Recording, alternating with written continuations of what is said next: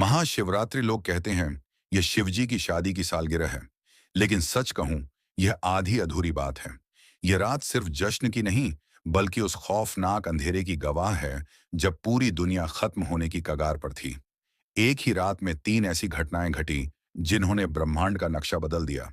जरा सोचिए, एक तरफ शादी की शहनाइयां थीं, तो दूसरी तरफ मौत का जहर, और तीसरी तरफ एक ऐसी आग थी जो ब्रह्मा और विष्णु का घमंड चकनाचूर कर रही थी।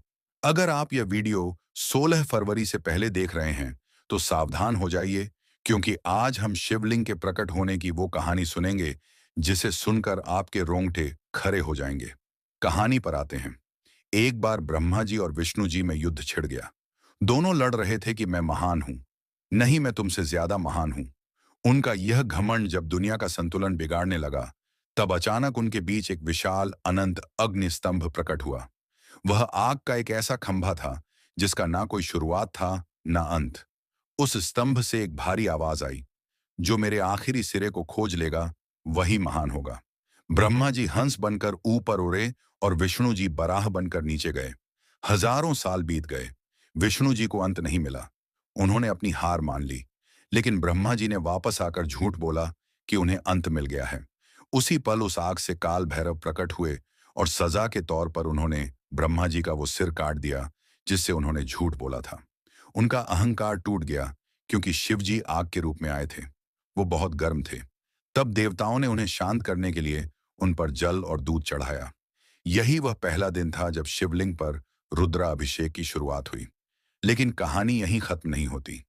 एक बार जब देवता श्रीहीन यानी कमजोर हो गए थे, तो अपनी शक्ति वापस पाने के लिए समुद्र मंथन हुआ।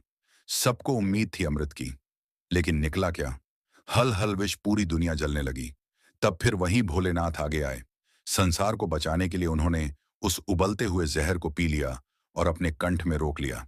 जहर की गर्मी से शिवजी का शरीर तपने लगा। उस जलन को शांत करने के लिए सभी देवताओं ने उन पर पूरी रात गंगा जल, दूध और बेलपत्र चढ़ाया। उन्हें नींद ना आ जाए, इसलिए पूरी रात देवताओं ने गीत गाए और जागरण किया। यही वजह है कि महाशिवरात्रि पर हम पूरी रात जागते हैं। लेकिन रुको, ये रात इतनी डरावनी भी नहीं है। इसी रात प्रेम की जीत भी हुई थी। जब माता सती ने अपने प्राण त्यागे थे, तो शिव जी पूरी तरह टूट गए थे। वो वैरागी बन गए, दुनिया छोड़कर समाधि में चले गए। तब माता सती ने पार्वती के रूप में जन्म लिया। उन्होंने हजारों साल तक कठोर तपस्या की, सिर्फ अपने शिव को वापस पाने के लिए। आखिरकार भोलेनाथ पिघले। इसी महाशिवरात्रि की रात वो बैरागी फिर से दूल्हा बना और शिव शक्ति का मिलन हुआ। तो इस 16 फरवरी जब आप शिवलिंग पर लौटा भर जल चढ़ाएं, तो याद रखिएगा, आप उस आग को शांत कर रहे हैं और उस जहर के दर्द को कम कर रहे हैं। हर हर महादेव।